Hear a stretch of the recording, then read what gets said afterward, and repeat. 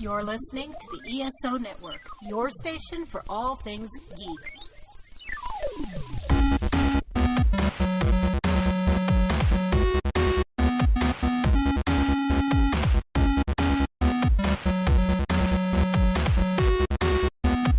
We are NerdLanta.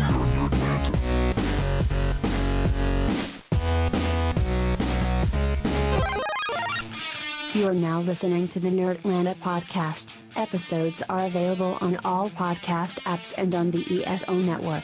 Please visit us online at nerdlanta.com for more info. We are NerdLanta.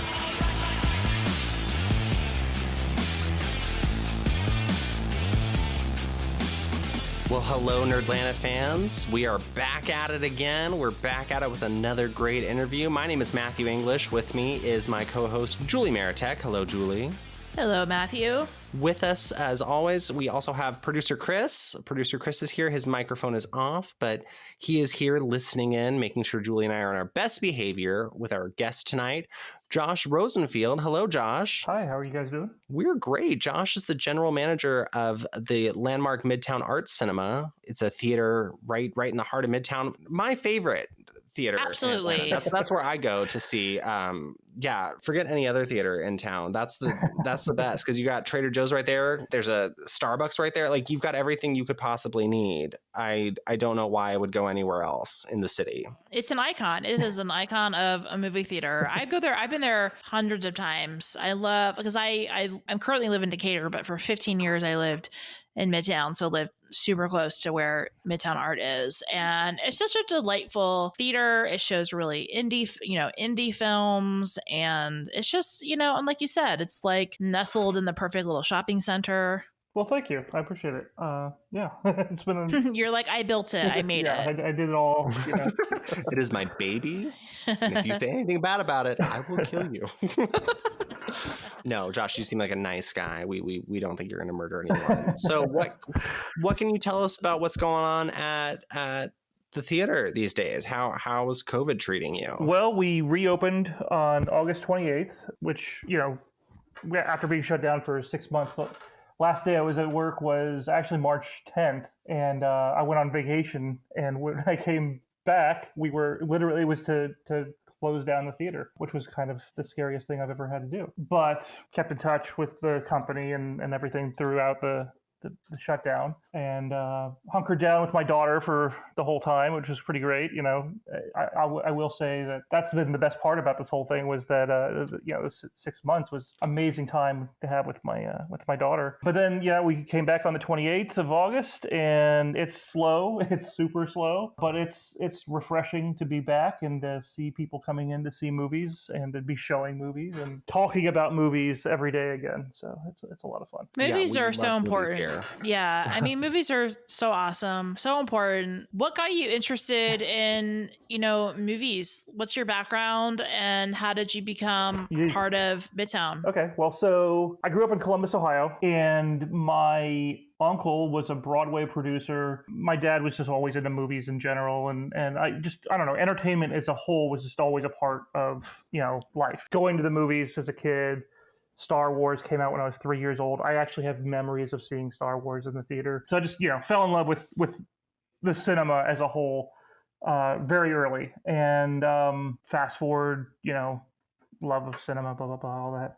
I went to NYU in the 90s for film school and properly flunked out as a filmmaker. But my love of the industry still continued. So and ended up running a small theater in Columbus, Ohio called the Drexel, and which was one of the original art house theaters, specifically showing art films, and started to. The head of marketing there was also the film buyer for the theater, so helped bring it, whatever films we were going to be showing. It's funny. An employee had actually asked me one time, if I'd ever start, work for a theater, like a concessionist or ticket tear, and I've never actually done that. I mean, as part of my duties at the theater now, I'm doing that from time to time, but that was never my actual job. I literally jumped right into the more difficult parts of the job. And then former employee who ended up staying with Landmark when they had bought one of our theaters. He stayed with that theater and then and then he ended up coming down here for a long time and asked me if I wanted to come down here to help out, and I said sure, why not? It was it was in the middle of the recession of 2008, 2009, all that, and really just uplifted myself and moved down here, and have been with Landmark ever since. Well, that's wonderful. We're so glad that you're here. A long version of the story, or... No, no. I enjoy hearing about your journey to where you are. Every superhero needs an origin story. Right. So you say you're doing more complex things at the cinema now. What are your role? What is your role at the? Well, run us through your day to day. My day to day is I'm paying bills. I'm fixing projectors. It's right now we don't even have janitors. So I'm cleaning the toilets and I'm doing everything. It's kind of crazy. COVID has turned everything upside down.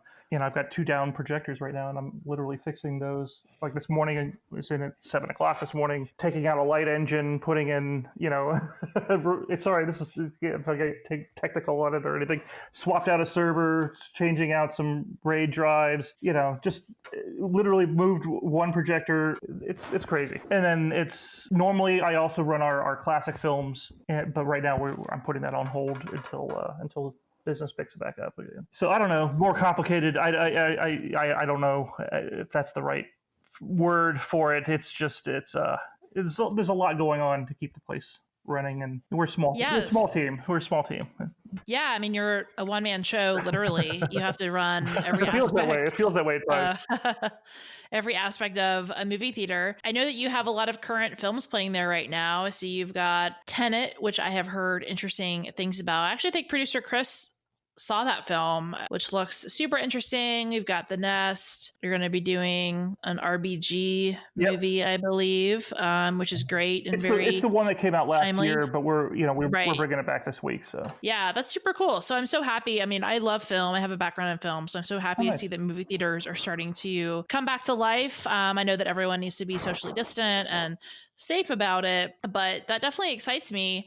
What do you think separates Midtown Art from the other movie theaters in Atlanta? I mean, obviously you have a bunch of theaters in Atlanta, both mainstream theaters and more independently owned theaters.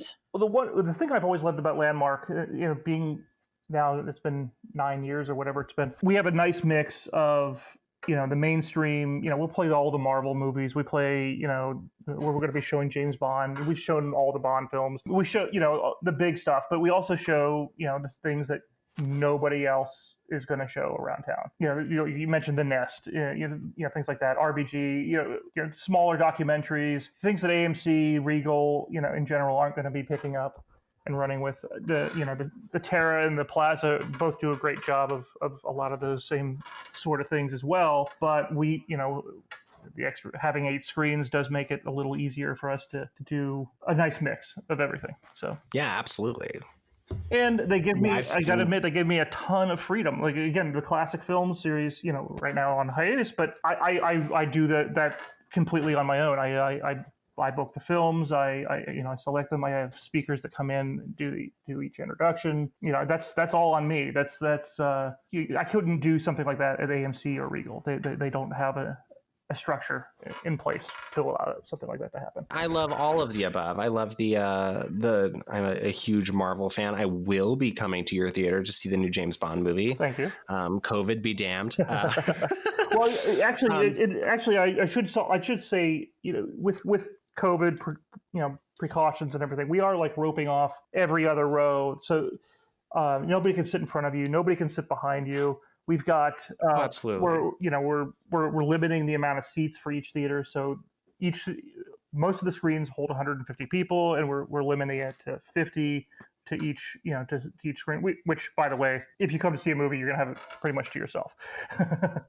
Right now, well, and we definitely wanted to ask you about that, about precautions and things. Yeah. But I'm sorry, I cut you off. No, go ahead. Oh no, we were just gonna ask you what you've gone through some of the precautions you guys are taking, limiting the seating size and roping off sections of seats are all great. How are have you talked to some of the customers after they sat for a film? How do they feel? Actually, I mean that is the encouraging thing is everybody who has come, at least they're taking the chance in the first place, but they're also feeling comfortable enough that they're like, yeah, we'll be back. And in a weird way, that's, we're not busy, but we are seeing a lot of the same people coming back for multiple films, or even in some cases seeing things a second or third time. Like the Jimmy Carter film we've been showing, people have been coming 2 or 3 times for it, which is pretty great. We're hoping more people start, the word of mouth spreads of the safety precautions that we're taking, and people are start to venture out. Again, I also want to, emphasize that I totally understand when people say I'm not going to the movies right now. That I'm 100% behind people not coming right now, because it is a scary time, and people need to take personal responsibility and do what's right for them, and feel what they feel is the safest thing to do. Yeah, absolutely. Matthew and I are both comedians, and so we definitely understand that. We're both getting back into doing stand-up, but doing it in a safe, socially distanced environment. I mean, I think people are ready to get back out into the world, even though the world isn't going to be the same. No, it's not. Is it the history of Midtown art? Is it true that it started off as a porn theater? No. In fact, I've only heard that in rumor. As far as I know, it was built in the either early 80s or really late 70s. And it was immediately like a chain theater. Like I want to say it was AMC, or it may have even been Regal, or one of those chains. Because a friend of mine actually that lives in Columbus, Ohio, where he grew up in Atlanta. When I told him I was moving to Atlanta, he was like, that was my theater. That was that's where I used to go as a kid. And he was here in the 80s, and as far as I know, it was never actually a porn theater. I've never seen anything to say other than people's rumors. I don't know. I can't say equivocally unequivocally that it's not true, but I don't know that it is true either. I don't think it is. We'll just keep it a story just to tell people. I mean, let's be honest. When you think of porn theaters, you think of Taxi Driver, and it's a single screen. If there's they're not 8-screen theater would be a weird place for a porn theater. Weird, a multiplex porn theater. When I was a kid, fun detour. There was a adult movie. I grew up in Las Vegas, and walking distance, maybe even a quarter of a mile from my grandmother's house, there was a adult movie theater, and it just had this it was this really nonchalant building with no windows. Yeah. And it just had this flashing sight that went all night that said adult video all night long. And we would always ask my parents, what is that place? Why can't we go see a movie there? And they told us that it was a Blockbuster, basically a Blockbuster with R-rated movies up. That was it. So we never I love that they were it's a Blockbuster. They're it's a Blockbuster, but just for adult movies. So that's why we've never been there. You're like, but I want to go. Do they have candy? That's so funny. Yeah, but not that kind of candy. There you go. You should be a comic. Yeah, so let's all road trip. Let's go to Vegas together and go find it. See if it's still there. See if it's still standing. I would love to know. But yeah, that's my porn That's theater your porn story. That's my porn story. Thank you for that, Matthew. That's not the story about me doing porn. That's a different story. That's just kidding. Do you have a favorite genre of film or an all-time favorite movie? I can't. I guess the easy answer is I do love science fiction. But I love movies just as a whole. I mean, I have a revolving top 3, if that makes sense. And it's so at any given moment, one of these could be my number 1 film. It just depends on mood, but it's a pretty solid. I can rely on these as being my number 1 films. Breathless, the Jean-Luc Godard film, Stanley Kubrick's Clockwork Orange, and of course, Star Wars, because Star Wars was the gateway drug of the whole thing for me. Well, those are some epic picks for sure. Breathless, I saw Breathless for the first time in 1996 when I was at NYU, and it literally changed my life. It turned everything upside down, and the way I looked at movies as a whole, the way the relationship I was in at the time, movies, life, everything. Breathless was just all of it. And then Clockwork Orange is it's just the craziest thing I've ever seen. You know, when you're 14 years old, you see that for the first time, and it's like, I don't know what the language policy is on this, but what the F was that? And that's yeah. a dark one. Yeah, for sure. That one, I think I was probably 17 or 18 when I saw that one. Yeah, I was 14. I still felt too young. Yeah.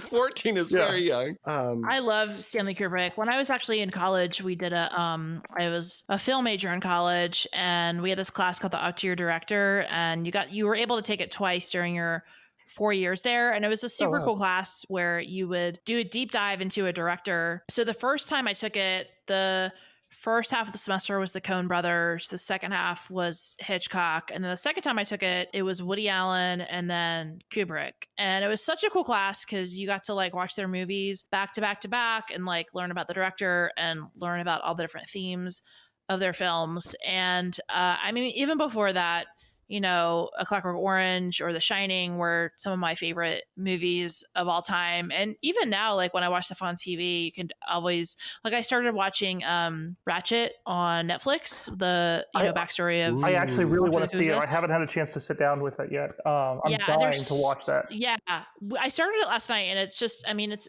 just an epic Ryan Murphy show. The costumes are amazing, but so many scenes reminded me of The Shining. That was my point. It was just like, even now, like you see in modern day film, like how amazing a director Stanley Kubrick was.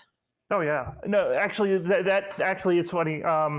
What got me into Kubrick as a whole was, again, Star Wars. Grew up with 2001: A Space Odyssey, and when I discovered that the guy who created that also did Clockwork Orange and also did The Shining.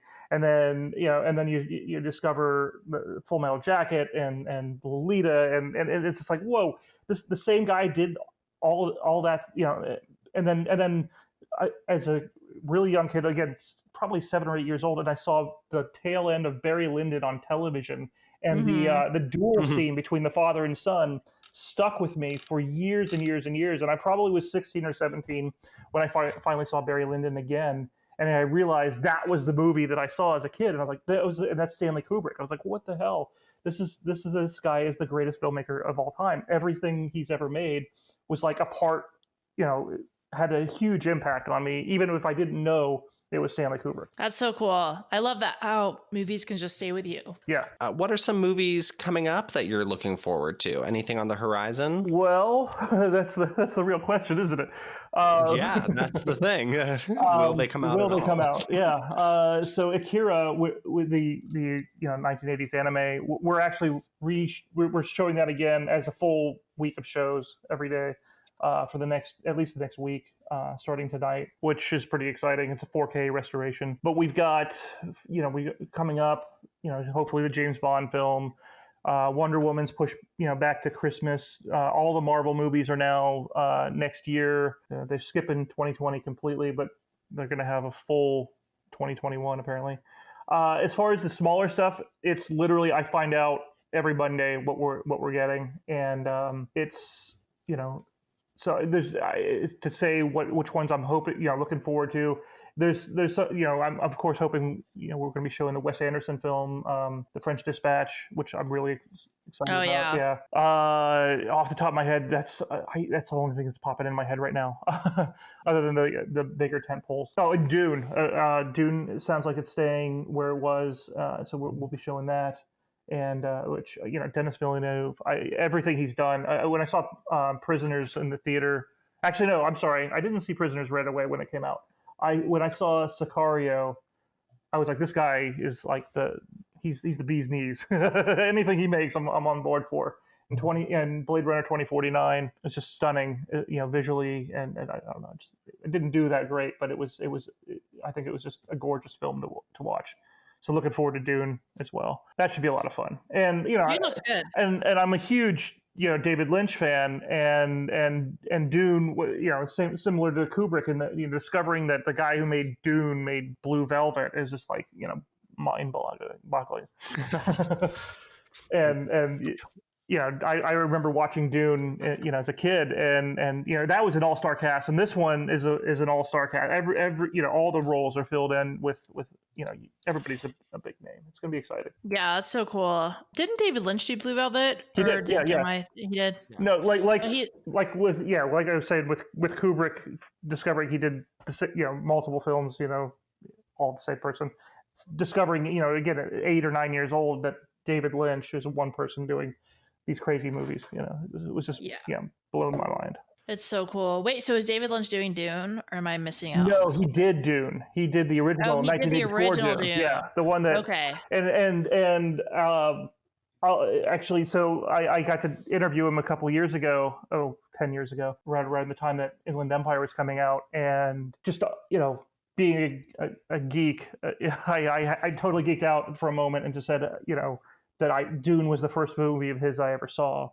And I loved it, and just how much I loved the film. And he was like, "Well, you're the only one," and that was the end of talking about films. It was like that. That was he just shut it down. It was like, now we're talking about furniture and light bulbs. So it was just like, oh, okay. You're like, but you're my idol. Stop. That's so funny. I am gonna miss Sting. I hope Sting makes some appearance in the new Dune. I hope he has a little cameo. I don't think so, but it would be nice. Would be a girl can dream. So we've got about 5 more minutes. Just doing a little bit of a time check. Yeah, we forgot to take our little promo break, so let's just break super quick for that. It's like 30 seconds. We totally forgot earlier. Let's quick promo break. We'll be right back, and we can wrap up our great interview. It's such a short time, but we've enjoyed you so much, and so we'll come back with just some finishing questions. Quick promo break. Howdy. This year, the Earth Station 1 podcast will experience its favorite Geek Out moment with episode number 500. That's over 9 years of nerdy pop culture reviews, interviews, and con reports. Join the celebration with Mike and Mike each week on Apple Podcasts, Spotify, or your favorite media player. We can also be found all over social media or at ESONetwork.com. Peace. And we're done. Everyone these days could use a little support, and your friends at the ESO Network are no different. With the ESO Network Patreon, the cool thing is when you help support us, it's you who will benefit. With 4 tiers starting for as little as 25 cents a week, you can listen to some of your favorite network podcasts early, hear exclusive content, maybe get some ESO swag, or even possibly take a shot at the geek seat. All you need to do is sign up at patreon.com/ESO Network.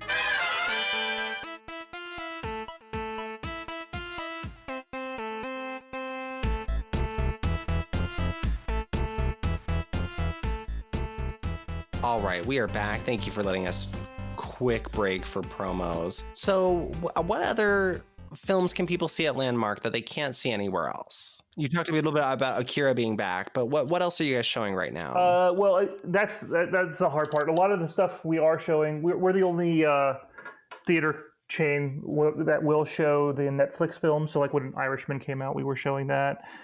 So we do have Secrets That We Keep, which Naomi Rapace, which actually I haven't watched it yet. It looks great, but it looks like it's also a kind of a remake of Death and the Maiden, the Roman Polanski film with Sigourney Weaver and Ben Kingsley.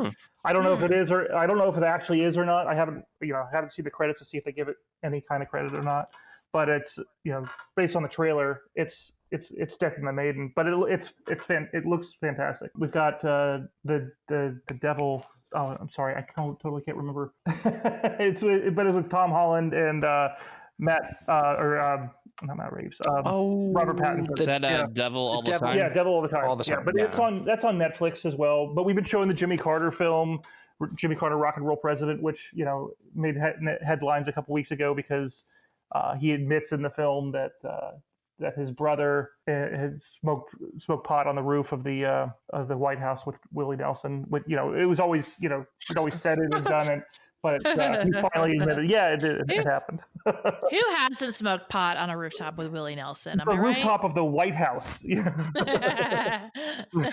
I have also done that. Yeah, right. So, but So we're just showing a lot. It's a nice mix of stuff. And of course, Tenet is fantastic. You should see it. It is definitely a spectacle film that needs to be seen on the big screen. For sure, as many Christopher Nolan films are. Yeah. They can't be appreciated at home. They really, or no, God forbid you watch it on a phone. I don't know how that's even possible. I don't know how I hear people that watch from friends who like, oh, I'm just watching a movie on my phone, and I'm like, that's the craziest thing I've ever heard. That's not a thing. That's not watching a movie. That's wasting time. That's or people who put it on. I'm just like listening to it in the background. Yeah. I'm like, then you're not enjoying the cinema. Well, again, the thing about the cinema, going to the movies, it's a community thing. It's you're going to laugh, you're going to cry, Absolutely. You're going to experience something with other people, even if they're not people that you're not sitting there talking to them or anything like that. But there's a collective laughter or emotions that you're experiencing. And seeing a film with an audience is different than watching it at home. First of all, in the cinema, you're in a dark room. It's immersive. You're not distracted. You're not hopefully you're not picking up your phone. You're not going to the bathroom. You're not eating a large meal. Hopefully, you're not talking to other people. You're in that moment. For those 2 hours, you're somebody else experiencing their story. And that's the beauty of cinema. And to it's one. I've got a huge collection of movies at home. I watch a lot of movies at home, but it's not the same. I get distracted. I've got a 5-year-old daughter. I'm chasing her around.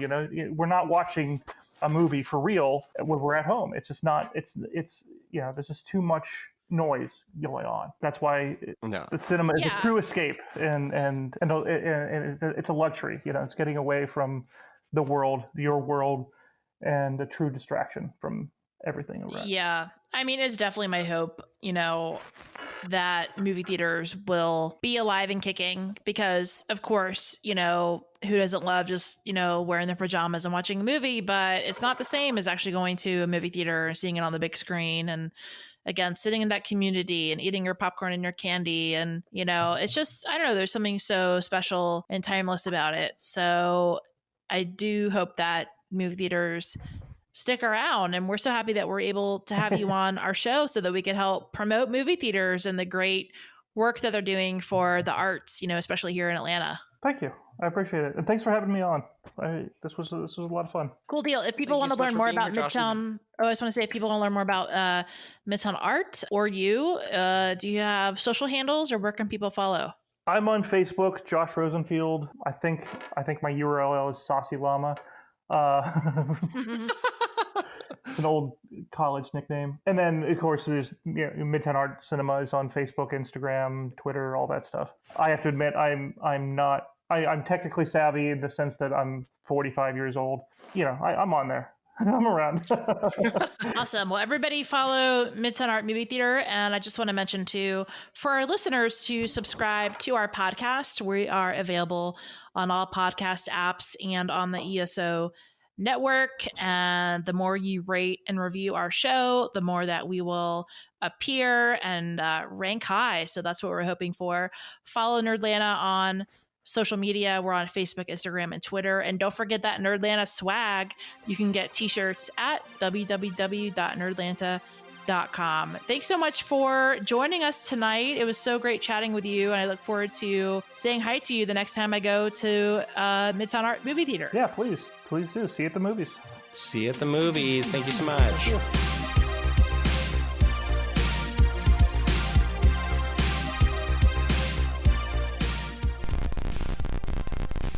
It's one small step for man, one giant leap for mankind.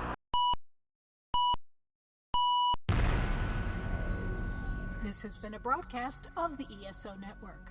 Be part of the crew and help support our shows by donating to our ESO Patreon or by shopping through Amazon.com or the TeePublic store, which can all be found at www.esonetwork.com. The ESO Network, your station for all things geek.